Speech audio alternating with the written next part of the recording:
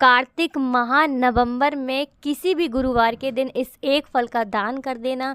आपके जीवन में कभी कोई कष्ट नहीं होगा, कोई दुख नहीं होगा, धन की आपको प्राप्ति होगी। तो दोस्तों, आज की वीडियो में हम आपको बताएंगे कौन सा वो फल है जो आपको गुरुवार यानी बृहस्पतिवार के दिन दान करना है कार्तिक माह में। जैसा कि आप सभी जानते हैं, कार्तिक माह जो होता है ये बहुत ही बड़ा माह माना जाता है, क्योंकि इस महीने में खास करके विष्णु जी की पूजा की जाती है। जिस तरह से सावन में शिव जी की पूजा की जाती है, इस महीने में श्री हरि विष्णु को प्रसन्न करने के लिए बहुत सारी पूजा पाठ की जाती है, अर्चना की जाती है। ऐसे में यदि आप कार्तिक माह में जितने भी गुरुवार पढ़ रहे हैं, जितने भी बृहस्पतिवार पढ़ रहे हैं, उनमें से किसी एक गुरुवार को या किसी एक बृहस्पतिवार को आप इस एक फल का दान कर देते हैं, तो आपके जीवन में कभी भी कोई कष्ट नहीं आएगा, कोई दुख नहीं आएगा, धन की कभी आपके जीवन में नहीं होगी अगर आप ये वाला उपाय करते हैं। तो दोस्तों, आपको बता दें कि जब व्यक्ति की कुंडली में कोई ग्रह कमज़ोर हो जाता है, ठीक है ना, तो उस व्यक्ति के जीवन में दुख, कष्ट, परेशानियां उसको घेर कर रखती हैं।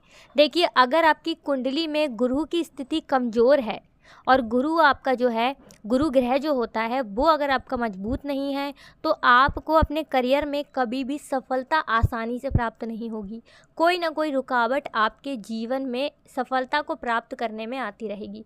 दूसरी बात कि आपके घर में हमेशा आपको गरीबी देखने को मिलेगी, दरिद्रता का वास होता है जिन व्यक्तियों का गुरु ग्रह कमज़ोर हो जाता है। अब देखिए, गुरु ग्रह अगर हमारा कमज़ोर है तो हमें ये देखने से तो दिखेगा नहीं, हमें इस चीज़ का अंदाज़ा ऐसे लगाना है कि अगर हमारे जीवन में धन की कमी बहुत ज़्यादा है, अगर जीवन में कष्ट बहुत ज़्यादा आ रहे हैं, जो भी काम कर रहे हैं बार बार बिगड़ रहा है, तो इस स्थिति से आप अंदाज़ा लगा सकते हैं कि आपकी जो गुरु की स्थिति है वो बहुत कमज़ोर हो चुकी है। ऐसे में आपको सबसे पहले अपने गुरु ग्रह को मजबूत करना है, और गुरु ग्रह को मजबूत करने के लिए सबसे उत्तम जो दिन होता है ना, वो गुरुवार का होता है, ठीक है ना, बृहस्पतिवार का दिन होता है। और आप सभी जानते हैं कि गुरुवार यानी बृहस्पतिवार का जो दिन होता है वो श्री हरि विष्णु को समर्पित होता है और बृहस्पति देव को समर्पित होता है। तो दोस्तों, बात कर लेते हैं सबसे पहला उपाय कौन सा है जो आपको कार्तिक मास में ज़रूर करना चाहिए। खास करके गुरुवार का जो दिन होता है ना, कार्तिक मास में जितने भी गुरुवार पड़े उस दिन आपको ये उपाय ज़रूर करना चाहिए। तो देखिए, उपाय को करने के लिए आपको लेने हैं 2 दीपक। अब उन दोनों दीपकों में आपको भरना है गाय का शुद्ध देसी घी, ठीक है ना, गाय का शुद्ध देसी घी भरना है और गोल बाती उन दोनों दीपकों के अंदर आपको लगानी है। गोल बाती लगा ली। अब इसी के साथ आपको लेना है एक पात्र, लोटा आपको लेना है, उसके अंदर आपको जल भरना है। जल भर कर के उसके अंदर आपको चुटकी भर हल्दी डालनी है, ठीक है ना। अब आप सुबह के समय, गुरुवार के दिन सुबह के समय जो जल आपने लिया है वो जल आप तुलसी के पौधे में चढ़ाएंगे, जिसमें आपने चुटकी भर हल्दी डाली है। तुलसी के पौधे में जल चढ़ाएंगे। इसके बाद आपको तुलसी जी से प्रार्थना करनी है कि आपके जीवन में जो दुख, जो कष्ट है, जो गरीबी आ गई है आपके घर में, उस गरीबी को दूर करें श्री हरि विष्णु का ध्यान करते हुए, ठीक है ना।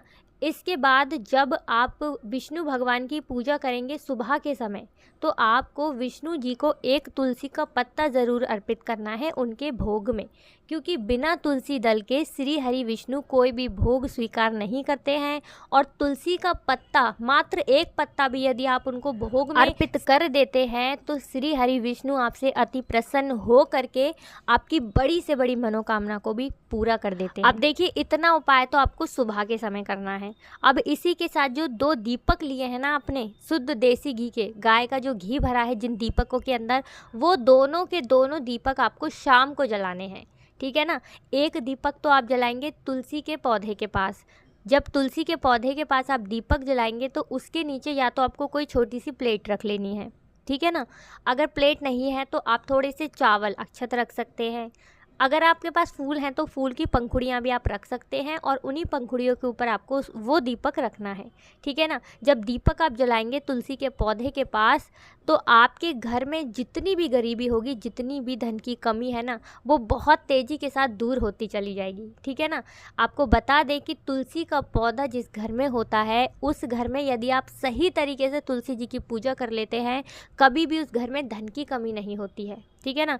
इसी के साथ दोस्तों जो दूसरा दीपक है वो आपको अपने घर के मुख्य द्वार पर जलाना है। आपका जो मेन गेट है ना वहाँ पर आपको जलाना है। यही चीज़ आपको वहाँ पर भी करनी है। दीपक के नीचे आपको या तो चावल रखने हैं या फूल की पंखुड़ियाँ रखनी है या फिर कोई प्लेट अगर आपके पास छोटी सी है, ठीक है ना, उस प्लेट में रख कर भी आप दीपक को जला सकते हैं। अगली सुबह, ठीक है ना, अगली सुबह आप क्या करेंगे, जो चावल अगर आपने रखे हैं ना तो वो चावल आपको अपनी छत पर डाल देने हैं, जिससे कि उन चावलों को पक्षी खा लें। इससे पक्षियों का पेट जैसे जैसे भरेगा ना, आपके जीवन के दुख और कष्ट वैसे वैसे कम होते चले जाएंगे। इसी के साथ दोस्तों जब आप अपने घर के मुख्य द्वार पर दीपक जलाएंगे तब आपको धन की देवी माता लक्ष्मी से ये प्रार्थना करनी है कि हे माता रानी, हे धन की देवी माता लक्ष्मी, आप मेरे घर में श्री हरि विष्णु सहित पधारिए और हमेशा आप मेरे ही घर में रहिए। मुझसे अगर कोई भूल चूक हो गई हो तो मुझे माफ़ करना, और इस तरह से आपको प्रार्थना करनी है, ठीक है ना। तो दोस्तों ये पहला उपाय है। अगर आपके जीवन में धन की कमी है आपको ये उपाय ज़रूर ही करना चाहिए। खास करके आपको कार्तिक माह में, जो बहुत ही बड़ा महीना होता है, श्री हरि विष्णु को सबसे प्रिय होता है, आपको ये उपाय ज़रूर करना चाहिए। करके देख लीजिए, अगर आपके जीवन में धन की कमी है ना, बहुत तेज़ी के साथ आप देखेंगे कि वो दूर होती चली जाएगी। दोस्तों अब बात कर लेते हैं दूसरे उपाय की। ये जो दूसरा उपाय हम आपको बताने वाले हैं, अगर आप ये उपाय कर लेते हैं कार्तिक मास के गुरुवार, मतलब है कहने का कि जितने भी गुरुवार पड़ते हैं ना कार्तिक माह में, आपको किसी भी गुरुवार के दिन ये वाला उपाय करना है। अगर धन की आपके जीवन में बहुत ज़्यादा कमी हो गई है, बहुत ज़्यादा गरीबी आपके घर में आ गई है, धन आने के सारे रास्ते बंद हो चुके हैं ना, विश्वास मानिए एक बार आप ये उपाय करके देख लीजिए, आपको इसका रिजल्ट खुद ही दिख जाएगा, ठीक है ना। तो करना क्या है, आपको लेना है एक कुश का आसन।